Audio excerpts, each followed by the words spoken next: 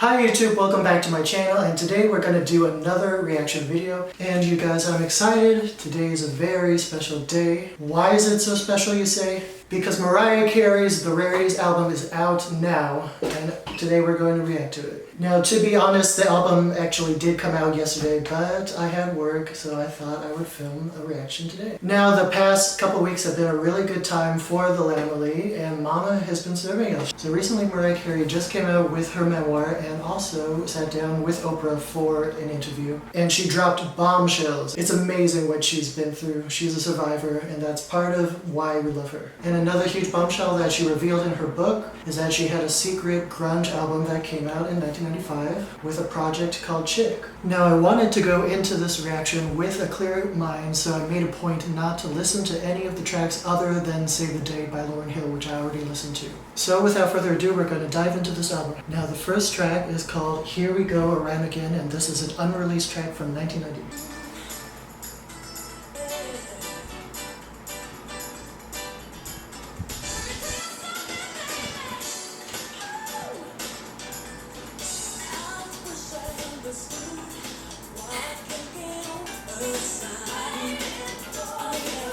Love that harmony.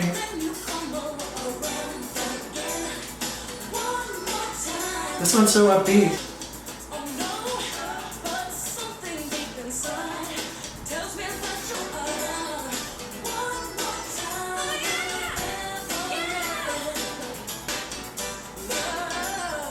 Love that piano.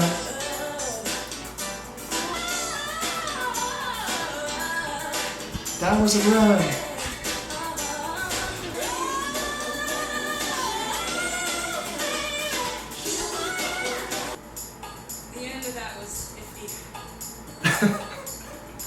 Alright, that was a really fun track. It definitely had that signature early 90s sound, and it shows that Mariah's vocals were on point ever since the very beginning. And it was very, very upbeat. Everything from the piano to the harmonies, and that's interesting considering the subject matter. She obviously singing about an on-again, off-again type of relationship.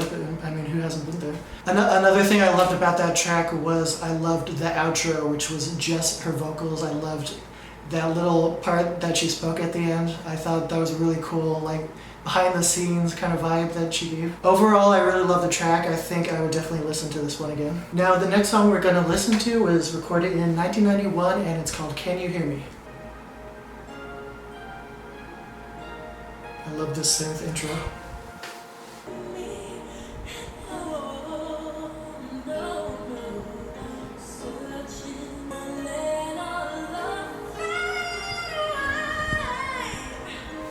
Damn.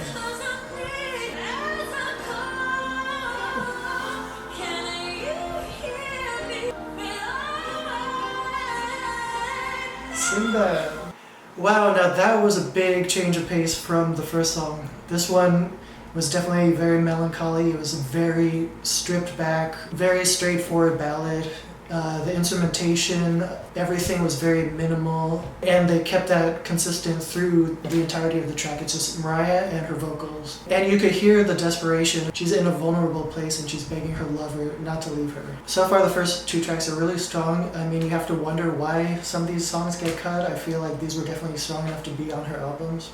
But overall, this was a really strong song, strong in terms of her vocal performance and in terms of the songwriting as well. Next, we're going to listen to a track that was recorded in 1993, and this one is called Do You Think of Me? Another really soft intro. Lots of reverb.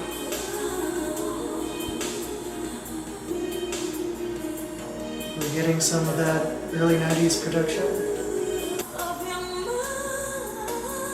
Wow. Ooh, that's lush. Wow, I love this one so far. Catchy chorus. Come on, backing vocals.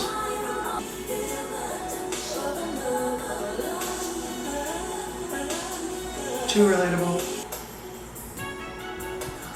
Love that sax.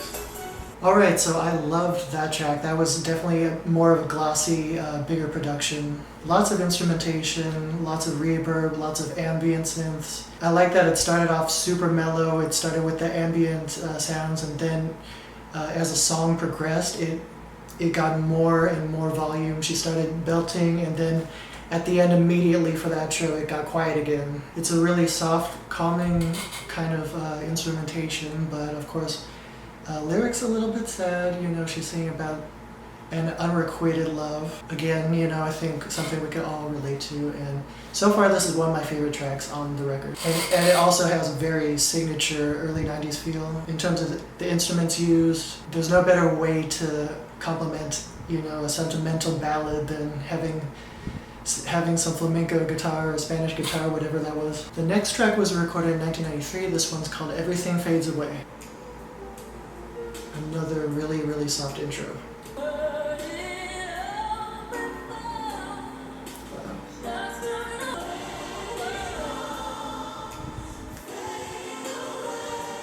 Wow, that choir.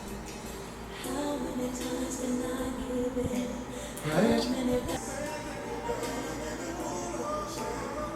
I love that background singer.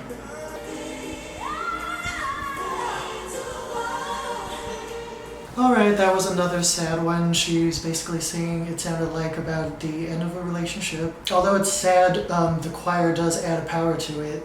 I think it was interesting that this song is so heavily focused on the choir and the background singers. And for the chorus, the choir actually sort of takes the lead. And this one also had a minimal kind of instrumentation. I really like the quiet synth that goes through the entire track. And it's interesting, a lot of these songs, their intros and outros are very, very quiet. Again, this was before the late 90s when songs that were super loud and compressed became a thing, so you were able to get a greater variety of volumes, and I really appreciate music like that. I also like that they didn't go back and try to update these songs and really over-compress them. Now, the next track was recorded in 1993, and this one is titled All I Live For. Alright, this is a change of pace.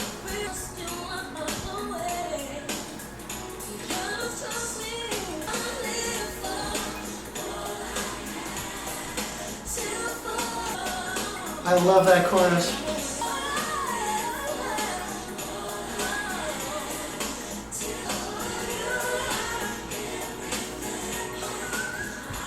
Oh, here come the whistle notes.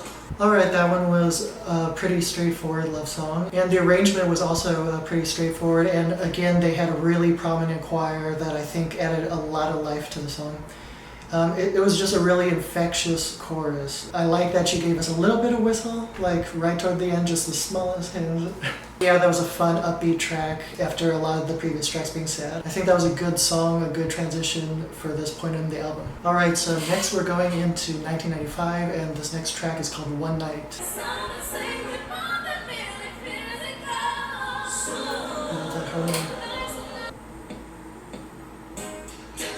I was not expecting that.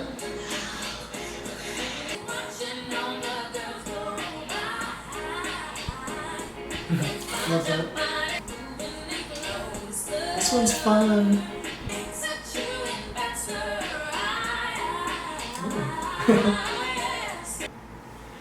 Alright, that's another track with a really, really strong use of choir. It's interesting how it started out sounding very gospel, and then the beat dropped out of nowhere, and the song just has a playful vibe. I think I'm gonna have to listen to it again with headphones. I don't quite know what she's singing about. I think she's singing about a player. There was a part of the song she talked about him flirting with random girls. It was just a fun track. I love the ad-libbing toward the end. I love that it just goes into straight vocals with the choir at the end. And the beat was just really fun and playful. Alright, now we're going into the next track, Slipping Away. Definitely a more layered production.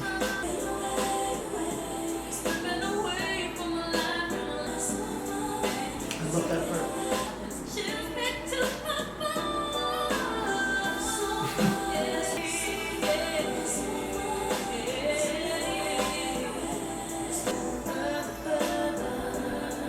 I love that chime sound.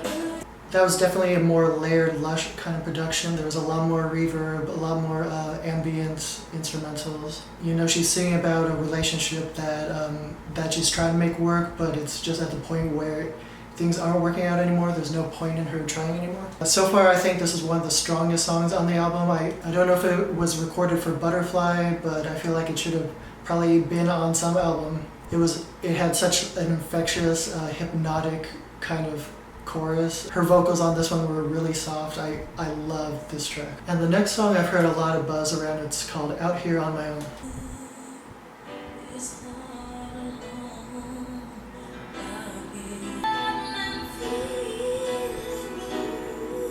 Oh, those vocals. Wow, that's so soft.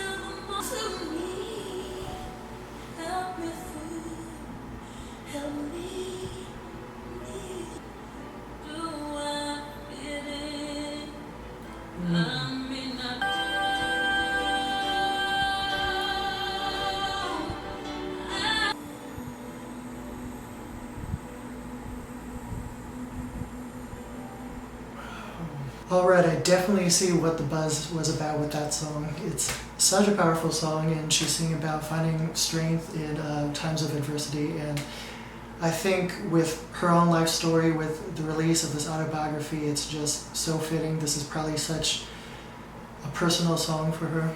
What really makes it more powerful is just how minimal it is. It's just her and the piano. Really, really powerful vocal performance. I love that note at the end. It's definitely one of my favorites so far on this album. Alright, our next track is Loverboy, the original version. This is a song that has been needing justice for a very long time. We all know the backstory about how she originally used a certain sample.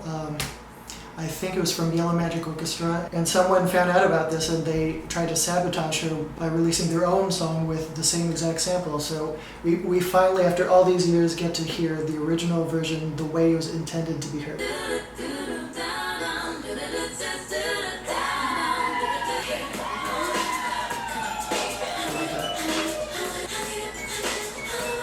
Okay, I think that's a sample.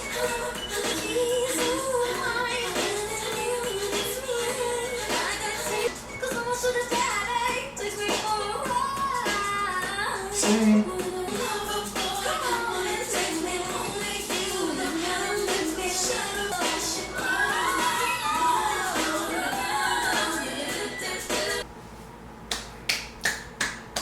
Okay, that was definitely worth the years of anticipation. I think it was a lot better than the version that we ended up getting on the Glitter soundtrack. The instrumentals, the production was just very, very playful. I really like that sample that they did use that ended up being stolen. We're not going to go into that, but I love that sample because it's so distinguished. I think that would have made this a really strong hit song. And there were about, I counted there were about 1 million hooks in that. It's definitely a super catchy track, and it's definitely so sad that this version of the song was stolen from her and they had to come out with the other version. From what I remember, they had to come up with that production like pretty quickly, but it is what it is. That's a past, and we finally get to enjoy this original version. The next track is called I Pray.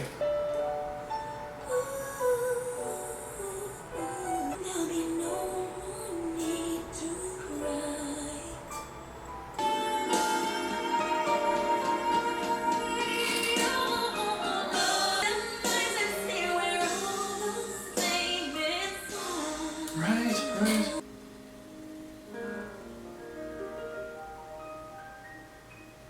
I like that one. That one was super short and sweet, straight to the point.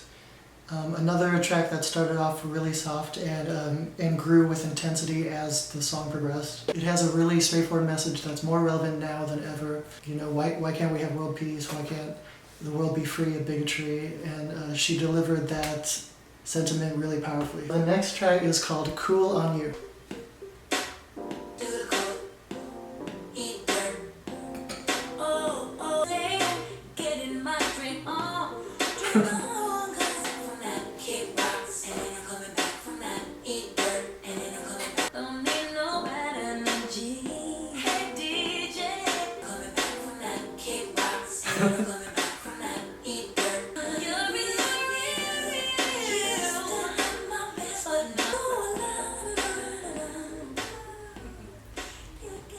Alright, that was a really funny song. I wonder who she was singing about. She's definitely singing about an ex who's trying to get back with her, but she said no, thank you, no. I already learned my lesson from that, and I just love the production. I thought it was like really playful. It totally fit the vibe of the song, the lyrics. Yeah, definitely one of the more fun songs on the album, one of the more lighthearted tracks. And our next song is called Mesmerize.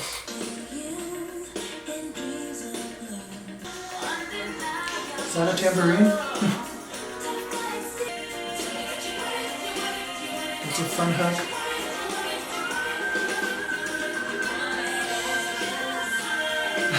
Alright, that one was called Mesmerize, and that's such a fitting name because it definitely had a hypnotic kind of quality about it. It was a super upbeat track, just the instrumentals. I think I heard like a funk guitar in there even. I just love the hook. I loved the choir, how it was incorporated as well. This is definitely one of the more dreamy songs on the album, and I loved it. Alright, the next track is called Lullaby of Birdland, and this one's actually a live recording. When I was little, I would be in lingerie on the piano, like 13. Appropriate? Not really, but it's me. Oh, she's giving a scat.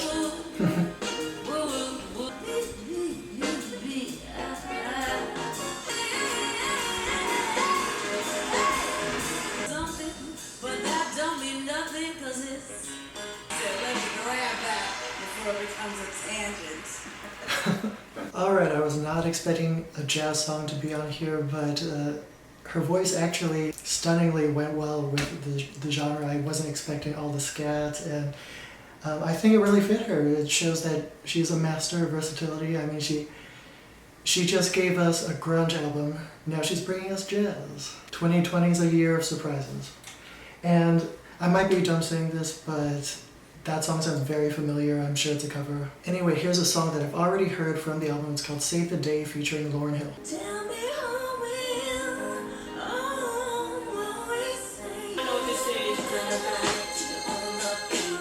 when it comes to it's not too late. Let me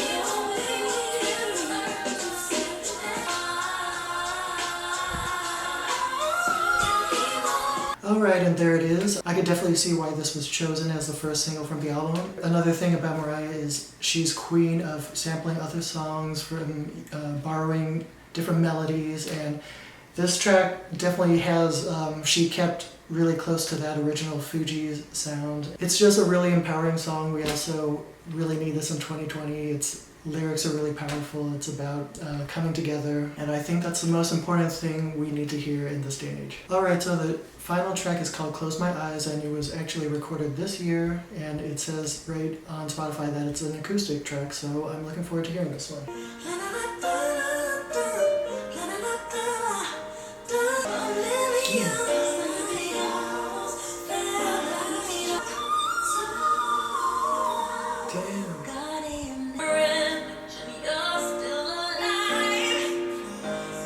Alright, that track was really deep, and I actually had to look at the lyrics for a moment. Obviously that song was super autobiographical, and you know, based on the things we've been learning about her life.